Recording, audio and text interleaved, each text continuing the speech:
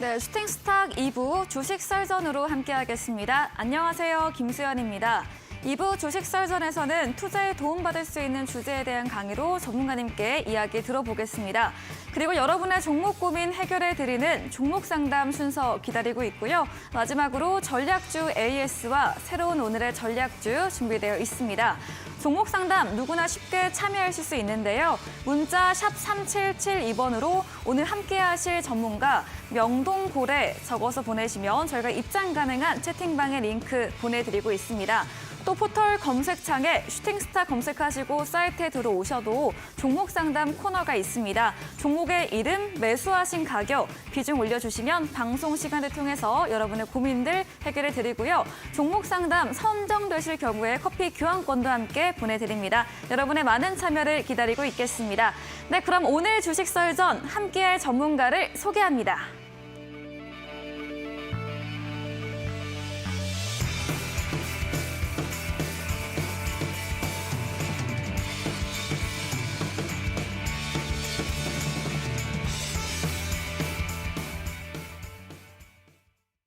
네, 금요일 주식 썰전 명동고래 전문가님과 함께하겠습니다. 전문가님 어서 오세요. 네, 안녕하십니까? 네, 반갑습니다.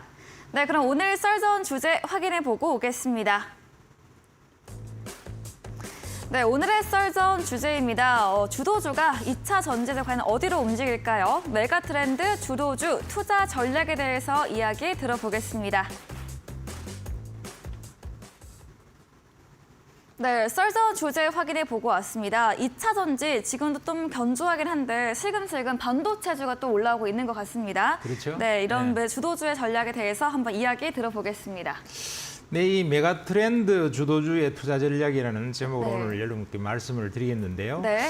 이 메가트렌드 주도주라고 하는 것은 주도주 중에서도 상당히 기간적으로 좀 길게 갈 수 있고 또 여러 가지 시대의 변화를 크게 변화의 물결에 타고 있는 그러한 주식을 주도주, 메가트렌드 주도주라고 하죠.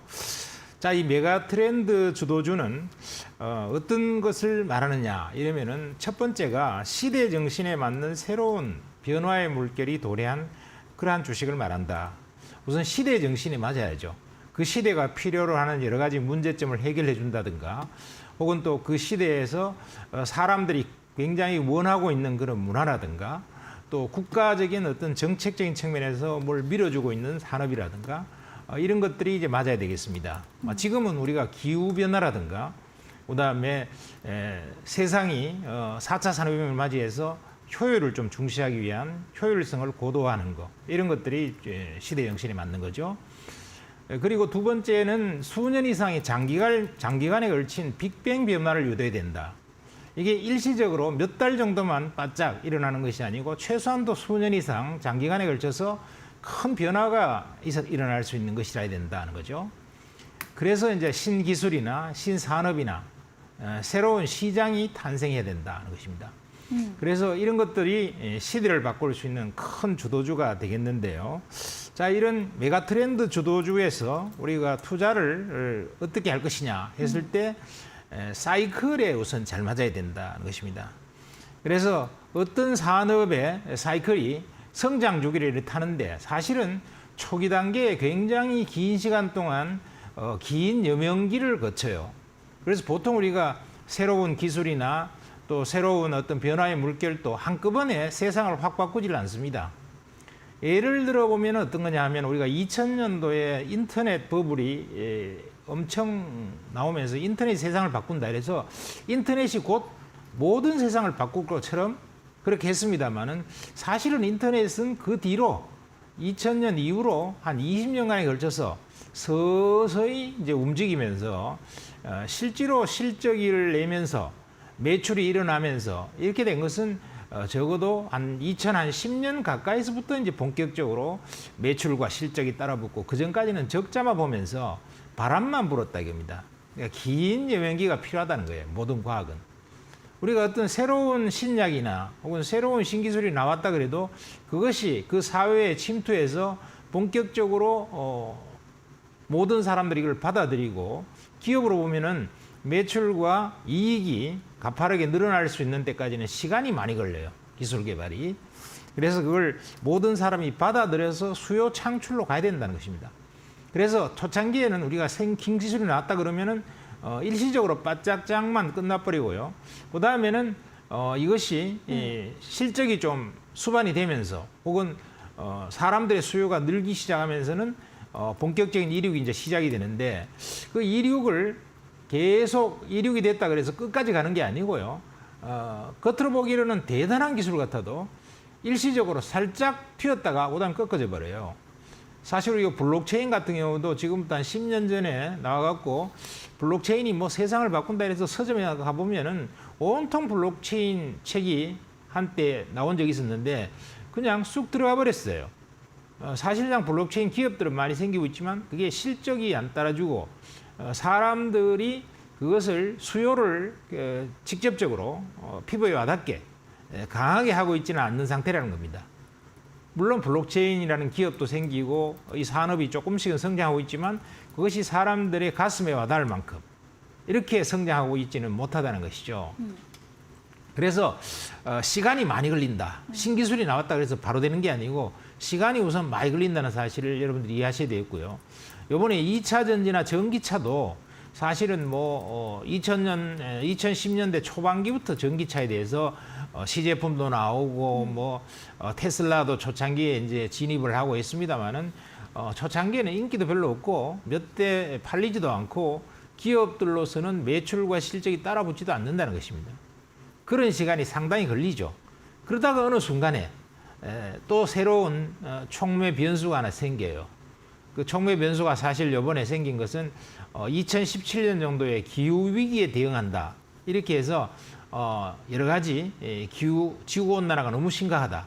이래서 빨리 이걸 갖다가 좀 해보자. 이렇게 해서 여러 가지 협약 같은 것도 만들고 정상들끼리도 모여갖고 협의를 하고 이러면서 각국이 이제 전기차 정책을 적극 밀어붙이고 이렇게 함으로써 탄소 중립 정책도 발표하고 이러므로써 이게 이제 불이 좀 붙었죠. 불이 붙어도 또 초창기에는 침투율이 아주 낮아요. 그러다가 이제 이게 어느 순간에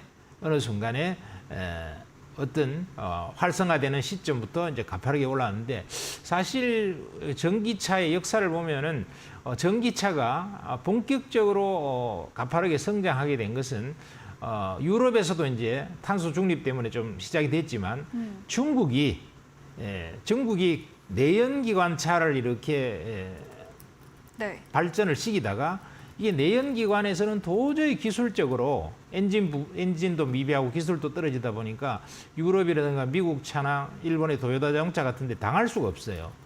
그러다 보니까 중국 같은 것은 국가 정책적으로 어떻게 했느냐 하면은 자, 내연기관차에서 우리가 승부가 안 나니까 전기차 시대를 빨리 당겨서 이것을 국가에서 보조금을 엄청나게 주고 적극적으로 밀어서 세계 1등이 중국이 되자. 이렇게 해서 전기차를 갑작스럽게 엄청나게 밀어붙였죠. 그러다 보니까 되게 싼 그런 전기차를 많이 만들어내면서 중국의 전기차 시장이 확 열렸단 말이에요. 그래서 이런 계기와 변수에 따라서 이 메가트렌드 주도주의 상승 사이클을 탔다 하더라도 그것이 초창기에 조금 성장하다가 각도가 좀 느리다가요. 어느 순간에 그런 정책적인 변수나 혹은 굉장한 사건이 터지거나 이랬을 때 갑자기 급격히 성장합니다. 사실 우리나라의 전기차가 가파르게 성장을 시작하게 된 것이 작년도에 IRA 법안이 나오면서 미국에서 보조금을 주겠다니까 빨리 미국에 가서 공장을 지어서 해야 된다. 또 미국이 적극적으로 전기차를 밀어붙이기 시작했다. 여기서부터 이제 우리나라의 전기차 시장도 좀 더 가파르게 성장할 수밖에 없는 그런 상황이 됐죠. 그래서 공장을 갖다가 엄청 많이 지으면서 이 시장이 성장하기 시작했다는 것이고요. 아까 얘기했듯이 블록체인처럼 이렇게 올라가다가 계속 끝없이 가는 게 아니고 어느 순간에 실패를 하게 되면 또 주저앉아 버립니다. 이륙이 실패하면.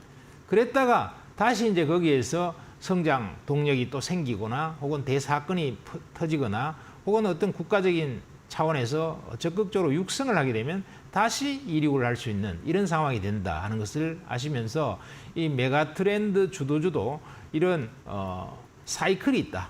그래서 그 사이클이 어떻게 되는가 하는 것을 먼 미래를 내다보면서 우리가 항상 생각을 많이 하면서 우리가 새로운 주도주가 나왔다 이겁니다. 예를 들면 인공지능 주도주가 나왔다.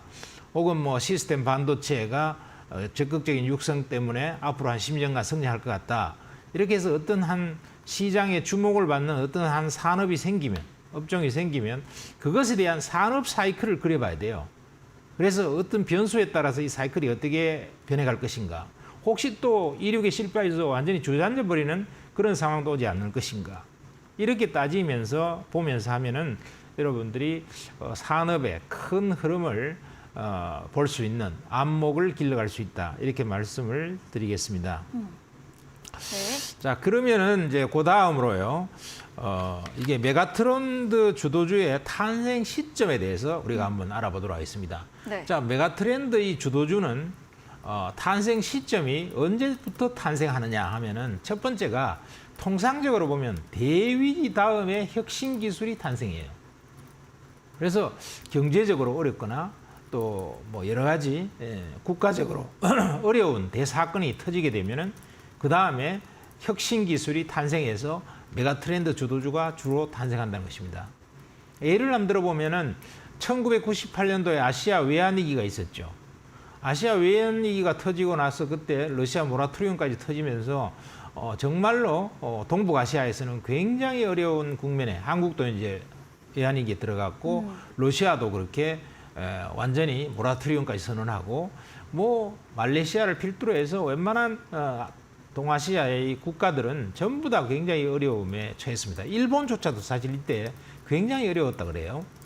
그래서 이런 아시아 외환위기가 터지고 나니까 바로 이제 뭐가 터졌냐면은 그 뒤를 이어서 인터넷 붐이 일어났어요. 네. 그래서 외환위기가 왔다는 것은 경제적으로 굉장히 어렵다는 얘기죠. 굉장히 어렵다 보니까 기업들로서는 혁신을 하고자 하는 강력한 의지가 생긴다. 뭐 쉬운 말로 표현하면 돌파구를 열어야 되겠다 이렇게 생각된다는 거죠. 네. 그래서 인터넷의 붐이 폭발적으로 일어나고요. IT 기업들이 그 당시에 많이 설립됐습니다. 한국도 오늘날 뭐 네이버라든가 이런 것들, 다음 이런 것들이 전부 다 그때 설립이 된 것이죠. 그 다음에 이제, 그리고 그때는 이제 김대중 대통령 같은 경우에, 야, 이대로 우리나라의 경제를 놔둬서는 큰일 나겠다. 돌파구를 열어야 되겠다. 이렇게 해서 벤처기업을 육성하자. 이렇게 해서 벤처기업을 적극적으로 육성을 했습니다.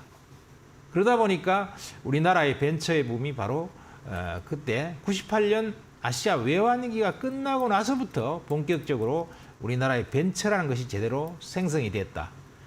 만일에 그 위기가 없었으면 제가 봤을 때는 한국의 벤처기업이 별로 없었을 것 같아요. 자, 그런 관점에서 우리가 위기는 꼭 위기가 아니고 네. 기회가 될 수 있다 하는 생각을 해야 될 것 같습니다. 네. 그다음에 2008년 금융위기도 마찬가지입니다. 뭐 100년 만에 오는 자본주의의 최대 위기 이러면서 정말로 미국의 은행이나 보험회사 같은 것이 파산을 하고 망하고 이런 정도가 됐죠. 그래서 굉장한 위기다 이렇게들 다 얘기를 했는데 이 위기가 끝나고 나니까 어떤 일이 벌어졌냐 하면은 비트코인이 탄생했어요. 네. 암호화폐. 그래서 여러분들이 암호화폐도요. 이 2008년 금융위기가 없었으면 암호화폐가 탄생 안 했다 이래 봐야 돼요. 그래서 블록체인이라는 개념이 안 생겼다. 큰 위기가 오니까 그 위기를 돌파하기 위해서 뭔가 우리가 금융을 이 디지털로 주고받을 수 있는 또 중앙정부가 통제하지 않는 상태에서 전 세계적으로 빛의 속도로 주고받을 수 있는 그런 방법이 없을까? 이렇게 해서 어떤 한 개인 천재에 의해서 결국 이게 탄생을 했습니다. 암호화폐가. 지금까지도 뭐 등락은 심하지만은 어쨌든 하나의 산업으로 서서히 자리 잡아가기 시작하고 있죠. 자, 그 다음에 이때 이제 2008년 금융위기에 또 뭐가 탄생했냐면요. 네. 여러분도 너무나 잘 아시지만은 네. 스티브 잡스의 애플 아이폰이 탄생했죠. 네. 즉 스마트폰이 탄생했단 말이에요. 이 스마트폰도 가만히 생각해 보면 2008년에 금융위기 같은 게 없었으면은 스마트폰이 탄생했을까? 여기 의문사항이에요. 네. 금융위기가 오니까 스티브 잡스조차 얼마나 눈앞이 캄캄하겠어요. 네. 큰일 났다 이 생각했겠죠. 이 금융위기는 뭐 100년 만에 자본주의 네. 최대 위기다 이랬으니까 뭐 은행들이 막 망하고 난리가 났었거든요. 그렇게 되니까 이제 기업하는 최고 경영자 입장에서는 야, 이 돌파구를 어떻게 해야 될까? 이렇게 엄청나게 고민을 하고 머리를 갖다가 짜매다 보니까 네. 거기에서 혁신적인 신제품과 기술이 튀어나오는 거예요. 그래서 스마트폰이 탄생한 거죠. 네. 그래서 이 스마트폰이 정말 우리의 인류의 굉장한 삶을 바꿔놨고요. 사실 그때 비트코인 초창기에요. 암호화폐 처음 거래됐을 때 1,000원에 거래됐어요. 그게 8천만 원까지 올라갔다가 네. 불과 뭐 십몇 년 아닙니까? 8천만 원까지 올랐다 지금 빠져갖고 한 3,800만 원 이러지만은 그 어마어마하게 올라간 거죠. 처음에는 1,000원, 10,000원 이 정도 수준이었단 말이에요. 스마트폰도 이때 애플 아이폰 만들고 나서 굉장히 많은 네. 그러한 스마트폰의 부품 회사들, 그다음에 또 여러 가지 그 소프트웨어를 제공하는 회사들 이런 것들이 어마어마하게 성장을 하고 많이 커졌습니다. 네. 그래서 우리가 생활의 양식조차 많이 바뀌었죠. 자, 그리고 그래서 모바일 게임 같은 것도 굉장히 주가가 어마어마하게 올라갔죠. 네. 그래서 이런 혁신 기술이 탄생하고 나면은 한 10년에 걸쳐서 뭐 이렇게 이 서비스가 수요가 충분히 세상에 퍼지는 그 수준에 따라서 굉장히 대단한 시세를 내는 것들이 많이 생깁니다. 그래서 우리가 위기가 딱 생겼다 이러면은 첫 번째 해야 될 일이 뭐겠습니까? 앵커님이 위기가 생겼다면 어떻게 해야 될까요? 위기를 극복하기 위해서. 네, 위기가 생겼다면은 첫 번째는요. 네. 목욕 제기를 해야 돼요. 목욕 제기를 하고 네. 굉장히 대단한 앞으로의 대박 기업이나 대박 주식들이 많이 탄생할 거니까 네. 미래 사회는 어떤 식으로 변할까에 대해서 책도 읽으면서 명상을 하면서 곰곰이 생각을 많이 하면서 이거 아까 산업의 지형도 네. 사이클도 한번 그려보면서 앞으로 일어날 일에 대해서 상상력을 총발동해서 네. 생각을 엄청 해야 돼요. 네. 그걸 찾으려는 노력을 계속 하다 보면 자기 눈에 이제 번쩍 띄는 게 생긴단 말이에요. 네. 그런 것들을 한두 번만 잘 잡으면은 인생이 확 피는 거죠. 인생 역전이 다가온다는 겁니다. 네. 근데 이번에는 코로나가 끝난 지 얼마 되지 않아서 예. 좀 이렇게 큰 위험 리스크에는 좀 더 시간이 지나야 나오지 않을까요? 지금 벌써 나왔잖아요. 우크라이나 전쟁이요? 코로나 위기가 터져버리니까 네. 뭐가 나왔냐? 이제 2차 전지하고 로봇하고 그쵸. 인공지능이 나왔잖아요. 근데 저희가 목욕제기 할 타이밍 이미 지났잖아요. 그렇죠? 그렇죠. 네. 그런데 이제 이게 계속 연결이 돼요. 앞으로도 계속 터진단 말입니다. 그러니까 한 번 사건이 탁 터지면 혁신 기술이 딱 나오고 끝나버리는 게 아니고 이어진다. 혁신 기술에 이어서 또 다른 기술, 그 네. 혁신 기술을 응용화하고 또 사용하는 또 다른 기술이 연이어서 네. 체인이 굴러가듯이 네. 계속 연결되면서 튀어나온다는 거예요. 그쵸. 몇 가지가. 그러니까 2008년도 금융위기 때도 암호화폐가 탁 탄생하고 끝나버린 게 아니고 네. 암호화폐가 탄생해서 시세를 겁나긴 했지만 또 암호화폐도 한 번을 끝나는 게 아니고요. 시세 한번 크게 몇십 배 내고 나서는 또 박살이 납니다. 10분의 1토막. 그리고 또 몇십 배가 나요. 또 박살이 나고 또 몇십 배가 나요. 이런 것들이 몇 번의 사이클이 있단 말이죠. 그러니까 스마트폰도 마찬가지였죠.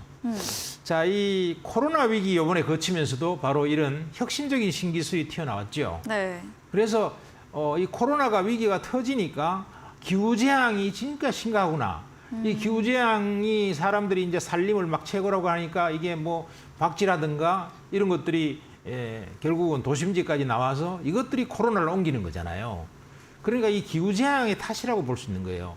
그래서 이거에 따라서 2차 전지나 전기차가 결국은 혁명적인 폭발이 생긴 거죠. 그리고 이제 코로나 때문에 사람들이 대면적인 접촉을 잘 못하니까 네. 로봇이 결국은 많이 탄생해서 사람 일을 대신해 줘야 되는 거. 그다음에 인공지능이 아주 발달을 해서 여러 가지 스마트 팩토리라든가 또 인공지능이 할 수 있는 다양한 일들에 대한 연구가 기술이 폭발하는 겁니다. 이게 코로나가 없었다면 이게 이렇게 촉발이 빨리 되지가 않았어요. 그래서 코로나라고 하는 위기는 얼핏 보면은 뭐 그냥 치료제나 만들고 백신만 만들지 않을까? 이런 생각하지만 네. 이것이 결국 2차 전지, 전기차 혁명, 로봇, 인공지능 혁명 이런 것들을 연달아 가면서 계속 발현을 시킨다는 거죠. 네. 자, 그리고 그래서 위기 돌파를 위한 기업들의 혁신 전략이 보통 나오는데 이거에 따라서 혁신적인 스타트업이 탄생하고 거기에 대해서 대기업도 투자해주고 이러면서 이 판이 거대하게 굴러가게 된다는 것이죠. 자, 그래서 마지막으로 메가 트렌드 주도주의 그럼 투자 전략을 어떻게 쓸 것이냐 이랬을 때 첫 번째가 촉매 변수가 등장할 때부터 투자를 시작해야 돼요. 네. 위기가 딱 생길 때부터 뭔가 다음에 올 게 뭐가 있을까? 이런 것들부터 시작돼야 된다는 것이죠. 그래서 정말- 사실 코로나 위기 처음 네. 왔을 때는 비대면 관련 사업이 시작됐죠. 네. 그러니까 뭐 플랫폼 기업들부터 이제 튀기 시작하면서 주음이라든가 뭐 이런 것들이 많이 네. 생기고 또 스마트 팩토리도 막 생기고 이러면서 거기서도 출발해서 그 다음에 이제 전기차 혁명이 다시 나오고 또 로봇 혁명이 나오고 인공지능 혁명 같은 주도주가 나온다는 것입니다. 네, 전문가님 촉매 변수가 네. 위기, 리스크 이런 걸 말씀하시는 거죠? 아니 촉매 변수라는 것은 뭔가 세상을 확 바꿀 수 있는 네. 그 뭔가를 촉발시킬 수 있는 어떤 신호탄 같은 거 이런 것들이 촉매 변수인 거죠. 네. 그리고 이번에 이제 2차 전지 촉매 변수는 IRA 같은 게 터진 거죠. 아. 그런 게 터진 거고요. 네. 자, 그다음에 두 번째는 그 성장에 대비해서 지나친 버블이 생기면 아무리 좋다 하더라도 성장에 비해서 너무 급격하게 튀면은 네. 한번 가격이 한번 급락할 수가 있어요. 그래서 그 지나친 버블이 나왔다 그러면 1차적으로 한번 매도해 줘야 돼요. 그럼 2차 전지가 지금 그런 상태일까요? 2차 전지는 이미 네. 1차 사이클을 지나서 실적의 고성장 국면으로 접어들었거든요. 어. 그때는 좀 길게 가져가도 돼요. 조금 버블이 조금 끼어 지금 있어도? 사실 2차 네. 전지는 제가 봤을 때는 버블이 안 끼어 있습니다. 에코프로도요? 예, 에코프로도 버블이 그렇게 크지 않죠. 네. 왜냐하면 너무나 실적이 계속 수반되면서 고성장하는 기업은 2, 3년 앞에 실적을 미리 자꾸 땡긴단 말이죠. 네. 그리고 실적이 빤하게 보이는 것을 그걸 갖다가 그때 가서 주가를 올리겠다 이런 사람이 어디 있어요. 그쵸, 미리 선반영. 땡기게 돼 있죠. 그래서 그런 관점에서 볼 수 있겠고요. 네. 세 번째는 구조적 고성장을 유지했을 때 적극적으로 매수하고 장기 투자에 들어가야 된다. 이 구조적 실적이 가파르게 성장하는 국면에서는 좀 주식을 사서 장기 투자 국면으로 가야 돼요. 그래서 너무 단기 매매로 막 돌리면은 사실은 큰 수익 내기 어렵다. 이렇게 볼 수 있는 거죠. 만일에 그게 나는 단기 투자를 좀 해야 되겠다. 네. 이런 사람들은 단기 투자 반, 그다음에 조금 길게 가져가는 한 2, 3년 이상 투자할 수 있는 거 한 반 이렇게 가져가는 게 좋다고 생각합니다. 자, 그래서 이런 관점에서 투자 전략을 수립하시면 되겠다. 이렇게 말씀을 드리겠습니다. 네, 메가 트렌드 주도주 투자 전략을 들어봤습니다. 먼저 과거 이 경제 매크로적 위기 돌파를 위한 기업들의 혁신 전략으로 1998년 외환위기 이후 인터넷 붐, 그리고 2008년 금융위기 이후에 비트코인과 스마트폰, 또 19년 말 코로나 이후로 2차 전지 로봇, 인공지능 관련 짚어봤고요. 촉매 변수, 버블의 경우, 또 구조적 고성장 부분까지 체크하면서 대응해보자고 정리해보도록 하겠습니다. 네, 강의해주신 명동고래 전문가님에게 방송 이후에도 보다 자세한 전략 정보를 듣고 싶으시면 문자 샵 3772번으로 명동고래 적어서 보내시면 저희가 입장 가능한 채팅방의 링크 보내드리고 있습니다. 또 화면 하단에 QR코드도 보이시죠? 휴대폰 카메라 대주시면 입장 가능하니까요. 편하신 쪽으로 들어오시기 바랍니다. 저희 방송 이후입니다. 오늘 9시부터 명동고래 전문가님께서 무료 온라인 공개 방송도 예정 중에 계십니다. 공개 방송에서는 또 어떤 이야기 들어볼 수 있을까요? 네, 이번 그 공개 방송 때는요. 네. 그 2차 전지의 어떤 그 조정 이런 것들이 최근에 조금 나왔죠. 흔들림 조금 있었습니다. 네. 그리고 장비주들 같은 거 좀 빠지고 있었는데요. 그럼 2차 전지의 이런 조정 시에는 대응 전략을 우리가 어떻게 가져가야 될 거냐 하는 부분하고 로봇도 요즘 이제 좀 많이 올랐으니까 조정 국면도 아주 가파르게 나타나기 시작했어요. 네. 그래서 뭐 물론 개별적으로 튀는 것도 있지만 그래서 이 2차 전지와 로봇주가 사실은 주도 중에서 가장 실적도 어느 정도 앞으로 수반될 것 같으면서 가치 있는 이런 거기 때문에 여기에 대해서 대응 전략에 대해서 좀 말씀을 드려보도록 하겠습니다. 네, 2차 전지 로봇 관련주들에 대한 투자 전략에 대해서 이야기해 주신다고 합니다. 포털 검색창에 슈팅스타 검색하시고요. 사이트에 들어오시면 명동고래 전문가님 사진 바로 아래에 방송 입장 가능한 버튼이 있습니다. 클릭하시고 9시부터 함께 보시면 되겠습니다. 저희가 준비된 이벤트도 있습니다. 마지막 코너 도전 상한가에서 전략주에 대한 힌트를 알려드리고 있는데요. 힌트 듣고 정답 아시는 분들 9시 명동고래 전문가님의 무료 온라인 공개 방송 들어오셔서 채팅창에 정답 남겨주시면 커피 쿠폰 함께 보내드리겠습니다. 오늘 썰전 주제 정리해보고 돌아오겠습니다.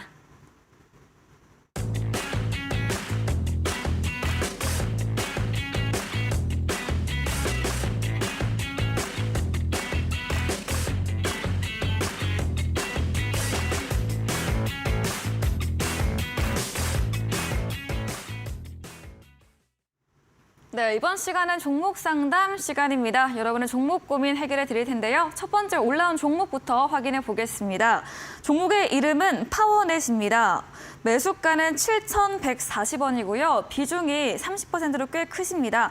또 매수하신 가격도 보니까 2021년 11월경으로 거의 최고가에 매수를 하셨고 오늘 최근 반도체 훈풍과 함께 주가가 올라서 11% 상승 나왔지만 4,720원으로 큰 손실 구간에 계시는데요. 파워넷 어떤 전략 필요할까요? 네, 파워넷은 참 오랫동안 고생을 많이 하셨네요. 그러니까요. 아직도 이제 수익을 못 내시고 네. 조금 어려운 구간에 있는데, 자, 이 기업은 뭐 기본적으로는 좋은 기업이긴 합니다. 그래서 초슬림 전원 공급 장치 SMPS라는 거, 이게 자동차 전장에서 또 앞으로 확대되고, 또 이번에 또 마침 운이 좋게도요, 이분은 그래도 네. LFP 네. 배터리 팩 모듈을 또 이 회사가 개발을 해서 이게 2차 전지에도 연관주가 돼갖고 상당히 그거는 행운이시네요. 네. 다만 실적이 그렇게 가파르게 따라주고 있지는 않습니다. 비교적 괜찮은 기업이긴 하지만 실적이 적극적으로 따라주지 않기 때문에 너무 높은 목표는 좀 곤란하다 생각이 들고요. 뭐 7,140원에 샀는데 7,140원 가기 전에 보면 저항이 엄청나게 강한 영역이 6,000원대에 걸려 있어요. 그래서 한 6,000원대 정도에서는 한번 정리하고 다른 걸로 좀 교체를 하든지 손실이 많이 줄었으니까요. 그러면 되지 않겠냐 생각하고 일단은 지금은 상승 추세를 타고 가는 주식은 맞습니다. 네. 그런데 실적 수반이 그렇게 크지 않기 때문에 너무 높은 목표를 설정하는 것은 좀 곤란하지 않느냐 이런 생각되고 6,000원 정도 이상에서는 분할 매도 전략으로 가서 좀 더 실적이 수반되면서 고성장하는 종목으로 교체하는 게 좋겠다 생각입니다. 네, 우리 시청자님께 좀 오랫동안 고생하고 계셨는데요. 파워넷에 대해서 다행히 LFP 배터리 2차 전지 모멘텀 부분은 좀 상승으로 다행이지만 실적이 뒷받침되지 않고 있어서 저항 구간인 6,000원 선에서 약손실로 정리해보는 전략 주셨습니다. 다음 종목은 나인테크 2차 전지 관련 종목입니다. 매수가 4,000원이고요. 비중 20%십니다. 오늘 7% 상승해서 3,695원으로 종가 형성했고 손실 구간에 계시긴 합니다. 나인테크는 또 어떻게 해볼 수 있을까요? 네, 나인테크도 약간의 손실 구간인데요. 네. 이거는 수익을 내고 나올 수 있을 거라고 봅니다. 네.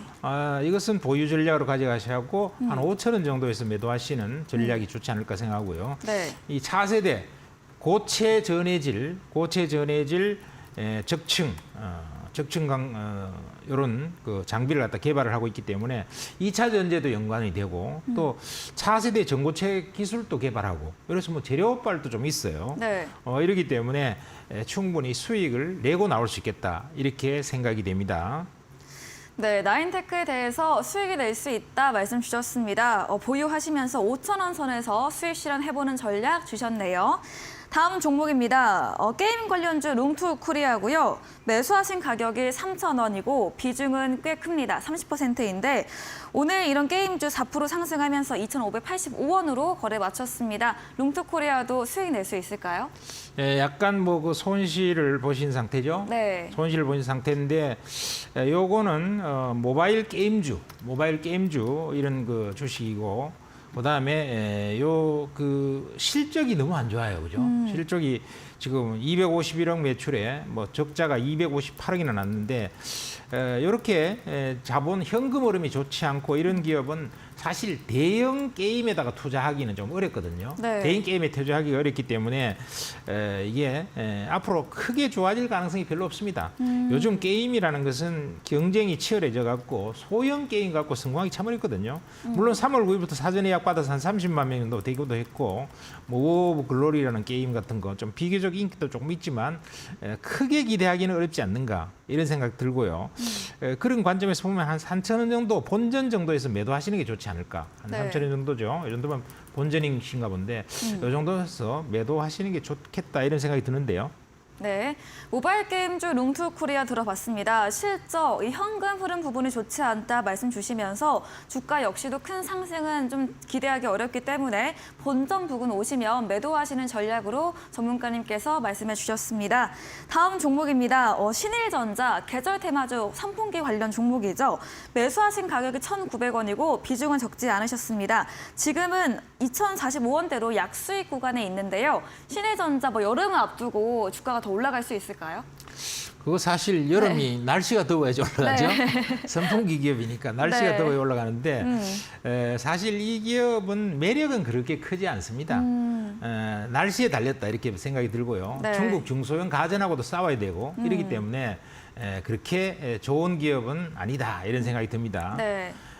제가 봤을 때는 요거는 크게 기대하지 말고 네.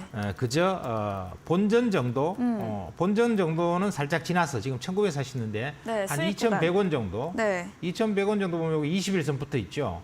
이런 정도에서는 정리하고 나오는 게 낫지 않을까 싶습니다. 왜냐하면 큰 실적 성장이 있는 것도 아니고 지금 경쟁도 좀 치열하고 네. 사실 지금 가전 같은 경우가 지금 잘 팔리고 있지 않거든요. 내수가 침체돼서. 그래서 이 정도 선에서 2,000원 내지 2,100원 원짜리 이 정도에서 정리하시고 나오는 게 좋겠다 이런 생각이 드는데요. 네, 신일전자는 큰 실적 성장이 좀 어렵기 때문에 21선 되어 있는 2,100원 선에서 매도하는 전략으로 이야기 들어봤습니다. 오늘 종목 상담은 여기까지 진행해 보겠습니다. 더 원하시는 분들은 문자 샵 3772번으로 명동고래 적어서 보내시면 저희가 입장 가능한 채팅방 링크 보내드리고 있습니다. 또 포털 검색창에 슈팅스타 검색하시고 사이트에 들어오시면 종목 상담 코너 있습니다. 종목의 이름, 매수하신 가격, 비중 올려주시면 방송 시간을 통해서 여러분들의 고민 시원하게 해결해 드리겠습니다. 저희는 다음 코너 포트폴리오 AS 시간으로 돌아오겠습니다.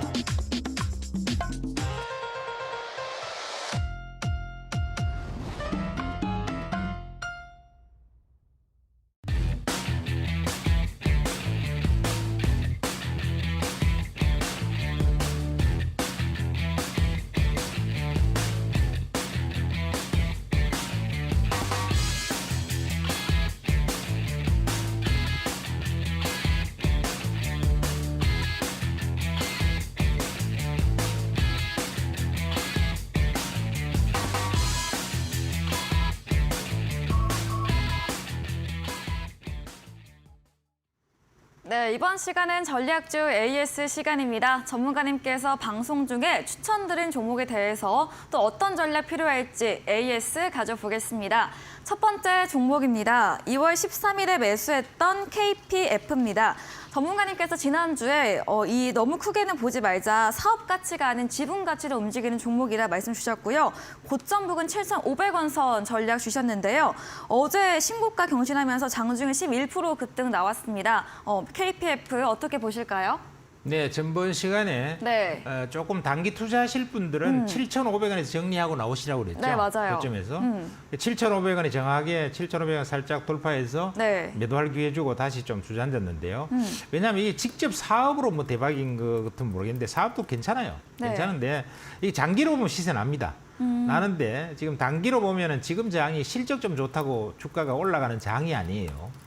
그래서 메가 트렌드 주주가 몇 개 나와서 그것만 왕따 시키면서 그것만 딱 올라가는 장이라서 요즘 너무 자만하시죠. 뭐 로봇이라든가 2차 전지라든가 네. 시스템 반도체라든가 혹은 뭐 인공지능이라든가 이런 것만 딱 골라서 4개만 딱 찍어서 가는 장이라서 나머지 실적 웬만큼 좋아하고 잘 안 간단 말이에요. 네. 시장이 그렇게 움직이니까 할 수 없이 좀 따라가는 수밖에 없죠. 네. 그래서 목표치를 조금 낮게 가면은 이렇게 정리해버리고요. 네. 뭐 시간도 약간 뭐 더 수익률을 높이려면 그렇게 하는 게 좋겠다 이렇게 말씀을 드렸습니다.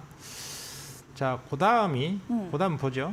아, 네. 지난주에 전략과 맞게 고점 부근 7,500원에서 정리해보는 의견 맞게 수익 실현해봤습니다. 제가 전문가님 더 이야기하실 줄 알고 가만히 있었는데 다음 네. 종목도 이어가 보겠습니다. 네. 다음 종목은 2월 6일에 매수했던 에코프로 HL입니다.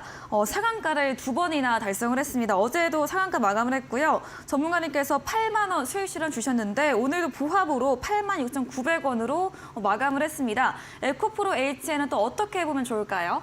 예, 모처럼 뭐 이렇게 시원하게 네. 상한가 2번 폭 정도 이렇게 휙 나서 네. 상당히 좋은 모습을 보였는데요. 이 에코프로 요 HN이라는 것은 기본적으로는 굉장히 그 좋은 주식이에요. 에코프로 그룹이고 환경 관련주고 또 이게 탄소 배출권하고도 연관이 되어 있습니다. 그래서 2차 전지 소재 쪽도 조금 건드리고 있기 때문에 네. 앞으로의 전망도 상당히 괜찮아요. 그래서 이거는 좀 장기 투자에도 좋을 것 같아요. 뭐 안 파시고 제가 전번에도 이제 조금 장기로 가져가셔도 좋다. 일단 단기 목표치는 한 8만 원 정했지만 네. 장기로 가져가셔도 좋은 주식이다. 그러면 시세가 좀 많이 날 거다 이렇게 말씀드렸는데요. 네. 계속 가져가도 이 에코 프로그룹이 또 워낙 대단한 기업 그룹이기 때문에 이 고점을 뚫고 계속 올라갈 거라고 생각합니다. 그래서 보유 전략을 계속 유지하셔도 좋겠다 이렇게 말씀드리겠네요. 네, 에코프로 HN, 이 에코프로 기업, 또 환경 관련 종목, 탄소 배출 등 묶여있는 좋은 재료가 많습니다. 장기 투자로도 괜찮으며 고점 뚫고 계속 올라갈 것이기에 좀 수익 실현하시면서 잔량으로 대응해보는 전략 이야기해 주셨네요. 다음 종목입니다. 2월 20일에 매수했던 2차 전지 파우치형 관련주 엠플러스인데요. 수주가 하반기에 있을 것으로 예상이 돼서 좀 주가는 덜 움직이고 있는 종목입니다. 엠플러스도 장기 보유 관점으로 주셨는데요. 엠플러스 또 어떤 전략 들어볼 수 있을까요? 네, 엠플러스는 저도 참 답답하네요. 이놈이 참 답답한데 네.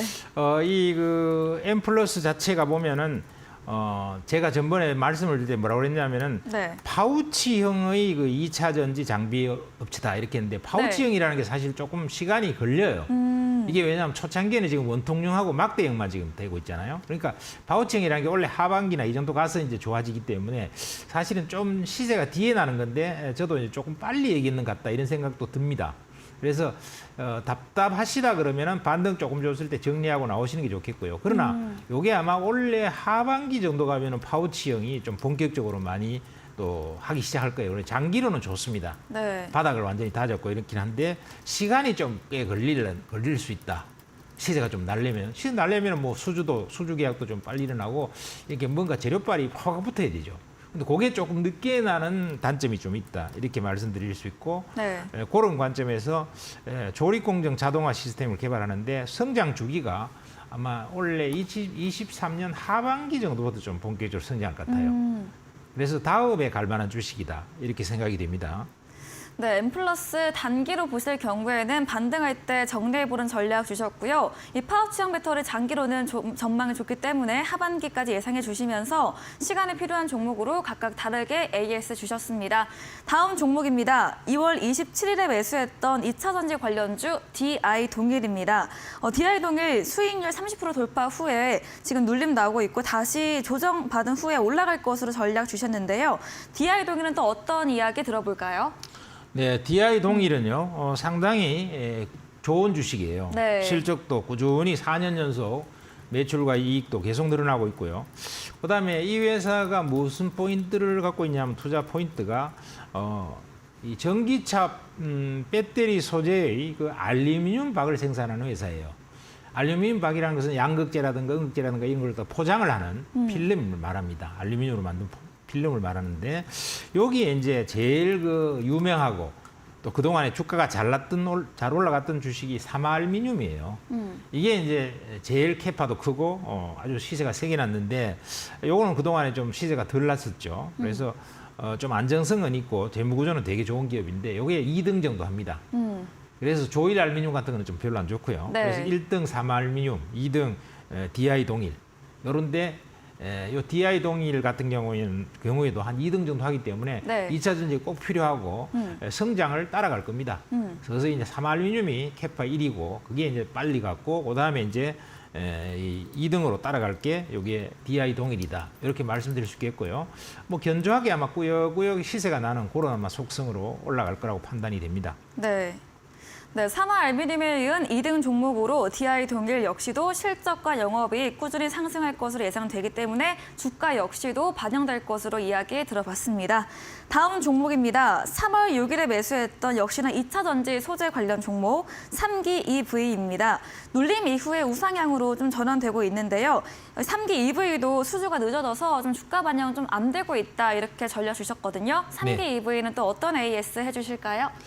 네, 상기 EV도요. 뭐 기본적으로 앞으로 올해 성장은 앞으로는 계속 이어질 겁니다. 성장이. 네. 그러니까 좀 중기로 가져가셔도 좋은데요. 요 주식 같은 경우에는 고진동 다이캐스트라고 하는 다이캐스팅이라고 하는 고품질 기술을 적용을 해서 배터리 셀의 외부의 충격을 보호하는 그런 부품을 양산하고 있습니다. 배터리라는 것은 외부의 충격이 일어나면은 화재가 날 수도 있고 굉장히 충격을 보호를 해야 되죠.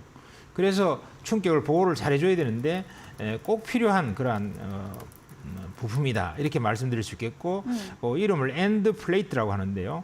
요거 하는데 LG 엔솔이 고객이에요. 네. 그래서 LG 엔솔이 지금 공장을 엄청 지으면서 앞으로 이제 여러 가지 부품이나 장비 같은 걸 많이 이제 쓰게 되기 때문에 이 회사 같은 경우에 앞으로의 성장성은 거의 확보돼 있다 이렇게 보시면 되겠고 신제품도 지금 계속 만들어내고 있어요. 네. 그래서 LG 엔솔은 워낙 대단한 기업이기 때문에 거기에 붙어 있는 기업으로서는 시간만 지나면은 주가가 올라갈 수밖에 없는 성장할 수밖에 없는 구조다 이런 생각이 되고요. 좀 오래 가져가셔도 좋을 것 같습니다. 그래서 한 27,000원 원래 목표치를 잡았었죠. 그 정도까지는 뭐 충분히 갈 수 있는 그러한 그 종목이라고 말씀을 드릴 수 있겠습니다. 네, 3기 EV도 역시 중기로 보유 좋다 말씀 들어봤습니다. LG 에너지 솔루션 고객으로 두고 있기에 사업 부분 전망과 성장성 확보되어 있다 말씀 주셨고요. 신제품 출시도 예정되어 있는 만큼 장기 관점으로 주가 우상향 추세 전망 들어봤습니다. 다음 AS 종목은 3월 13일에 매수했던 M2i 스마트 팩토리 관련 종목입니다. 전문가님께서 보유 전략으로 주셨고 최고가 수익률 12% 가까이 달성한 종목인데요. M2i 지금도 수익권에 있습니다. 어떻게 보실까요? 네, 지금 뭐 인건비가 워낙 이제 많이 올라갔고요. 그다음에 사람들이 인건비 같은 것들이 일을 안 하려고 그래요. 요즘 보면. 그래서 특히 공장에서는 뭐 300만 원 줘도 월급을 줘도 일할 사람이 별로 없다 그럽니다. 뭐 그렇게 되니까 결국은 앞으로 스마트 팩토리가 대세가 안 되겠냐 이런 생각이 드는 것이죠. 그래서 스마트 팩토리가 대세가 된다고 하면은 이런 쪽에 이 M2i 같은 경우에는 스마트 팩토리에 뭘 제공하느냐면 솔루션을 제공합니다. 그래서 솔루션 중에서 HMI라는 제품을 주로 판매를 하는데요. 이게 뭐냐면은 실시간에 데이터 통신이 되면서 우리가 통신으로 연결해서 모니터를 갖다 놓고 공장이 어떻게 돌아가고 있는지 이런 것들을 실시간으로 체크하는 그런 시스템이에요. 그걸 납품을 하고 있는데 무차입에다가 재무 구조도 굉장히 우량하고 유보율도 한 4,000% 돼요. 네. 그러다 보니까 이런 것들은 앞으로 스마트 팩토리 같은 것들이 본격적으로 성장할 수밖에 없겠죠. 그래서 이제 초기 국면이기 때문에요. 초기 국면에서 조금 슬금슬금 좀 올라왔지만은 지금 스마트 팩토리는 굉장히 앞으로 성장할 수밖에 없는 구조라서 보유 전략으로 가져가시면 지금은 이제 최고점 부근에서 살짝 돌포해놓고 눌림목을 주고 있기 때문에 여기에서 다시 저점을 높이면서 계속 상승할 수 있는 재무구조도 우량하니까 별로 신경 쓰거나 걱정하실 필요가 없겠다 이렇게 생각됩니다. 스마트 팩토리는 아마 대세일 것 같아요. 네. 네, M2i 스마트 팩토리 대세 모멘텀과 재무도 탄탄한 기업으로 설명 주셨고요. 지금 초기 국면이기에 앞으로의 성장성 좋게 말씀해 주시면서 보유로 의견 남겨주셨습니다. 마지막 종목입니다. 지난 방송 추천주였던 3월 20일에 매수했던 EG입니다. 전기차 모터 부품 관련 종목으로 눌림 조정 이후에 급등주가 될 수 있다 이렇게 지난주에 말씀해 주셨고 네. 월 금부터 계속 강세가 나왔고요. 한 주 만에 40% 넘는 수익률을 달성을 했습니다. EG 수익률이 정말 좋은데요. 네. 네, 요거 EG 좀 짭짤했죠. 그래서 네. 이 EG가 네. 또 짭짤했던 것은 이게 이 2차 전지의 소재주로서 이게 부각이 됐죠. 그래서 굉장히 좋아졌는데 이 고순도 산화철에서 세계 시장 1위를 지속하고 있습니다. 1위를 한 번 하고 그만둔 게 아니고 계속 1위를 하고 있어요. 네. 이 고순도 산화철이라는 것은 전기차의 핵심 부품인 컨버터 소재, 여기에 페라이트 코어라고 하는 여기에 이제 시장에 또 진출을 하고 있고요.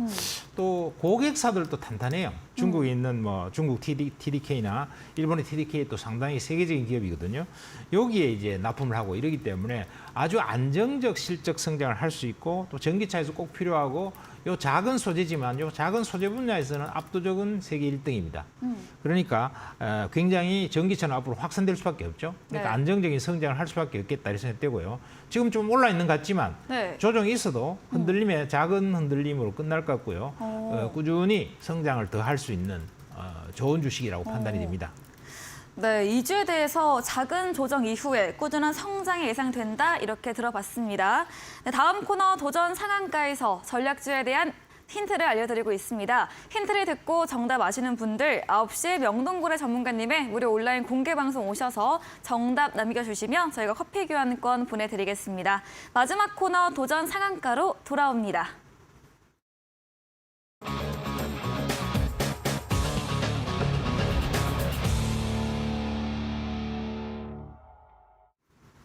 네, 도전 상한가, 새로운 전략주에 대한 힌트를 들어보는 시간입니다. 명동고래 전문가님의 이번 주 전략주 힌트 어떤 걸 준비하셨을까요? 네. 이 종목은요. 네. 첫 번째가 이제 정부의 시스템 반도체 육성을 이번에 대대적으로 하죠. 네. 대대적으로 하기 때문에 이 시스템 반도체 육성을 하게 되면은 굉장히 그 대단한 그러한 그 기업으로 성장할 수도 있다. 정부가 이제 이번에 300조 원이라고 하는 엄청난 그 투자를 하잖아요. 네. 그런 측면에서 의미가 상당히 있다 이렇게 봐야 되겠죠. 그래서 이 기업 같은 경우에는 시스템 반도체 설계 자산 IP 이쪽에서 개발을 해갖고 판매를 합니다. 지금 정부가 이번에 대대적으로 이제 키우겠다고 하는 것은 바로 시스템 반도체거든요. 그래서 이게 메모리 반도체가 아니란 말이죠. 시스템 반도체를 적극 육성하겠다 이렇게 얘기했기 때문에 시스템 반도체라고 하는 그런 쪽에서는 성장성이 확보되어 있다. 정부가 계속 성장성이 확보되어 있다 이렇게 봐야 되기 때문에 의미가 있다 이렇게 첫 번째로 말씀드릴 수 있겠고요. 네. 두 번째는 미국과 국내 실적이 4년 연속 꾸준히 증가하고 있습니다. 미국과 국내 실적이 미국 실적도 좋아지고 있어요. 그리고 한국에서 실적도 굉장히 지속적으로 증가하는데 이게 4년 연속 좋아지고 있어요. 4년 연속 좋아지고 있다. 이런 측면에서 보면은 상당히 안정적인 네. 그러한 그 기업이 될 수 있겠다. 네. 이렇게 볼 수 있습니다. 네. 그래서 4년 연속 좋아진다고 하는 측면에서 이게 안정 성장주다. 이렇게 봐도 무리가 없다. 이런 네. 생각이 되고요. 자, 지금 뭐 조금 올라 있는 것 같지만 그렇게 네. 아주 오른 건 아닙니다. 이제 시세가 보면은 바닥 한 14,5천 원 정도에서 23,000원이니까 그냥 한 30-40% 나 있는데 차트상을 보면 되게 올라 있는 것 같지만 네. 이제 이걸 신고가를 돌파해서 꾸준히 올라갈 것 같아요. 그래서 앞으로 성장성이 계속 이어질 것 같은데 이 회사 같은 경우에는 특히 그 제품이요 상당히 앞으로 계속 성장할 제품이 틀림없다 이런 생각이 들어요. 그 이유는 저해상도의 영상에서 고해상도의 영상으로 업스케일링을 해주는 그런 슈퍼 레볼루션이라는 기능을 갖고 있는 시스템을 파는데 네. 이것이 이제 매출이 본격화될 것 같아요. 우리가 어떤 화면 같은 거 동영상이 있다 이겁니다. 그럼 동영상이 흐릿하게 나오는 경우가 많죠. 그런데 이것을 이 회사의 솔루션이나 이 지적 자산, 설계 자산을 쓰면은 굉장히 선명하게 보인다는 거예요. 사람들은 선명한 걸 좋아하죠. 그래서 이것을 하게 되면은 이제 본격적으로 신고를 뚫고 올라갈 수 있는 종목이 되지 않을까. 자, 지금 여러분들이 보시는 게 주봉인데요. 주봉에서 이제 좀 긴 어떤 면에서는 박스권이라고 볼 수 있는데 이 박스권을 이제 막 상향 돌파를 해서 앞으로 계속 올라갈 수 있는 그러한 주식이 될 것 같다. 그리고 실적이 4년 연속 계속 좋아지고 있다. 영업이익률도 30%가 넘어요. 그러면 앞으로는 시스템 반도체 세상에 온다. 이렇게 보면은 이런 주식 같은 경우는 굉장히 안정적인 그러한 기업이 될 수 있겠다. 이렇게 말씀을 드릴 수 있을 것 같습니다. 네, 전략주에 대한 힌트를 들어봤습니다. 살아나고 있는 반도체 관련 종목을 주셨네요. 정부의 시스템 반도체 육성 사업 수혜가 예상이 되는 성장성이 확보되어 있는 종목이다 말씀 주셨고요.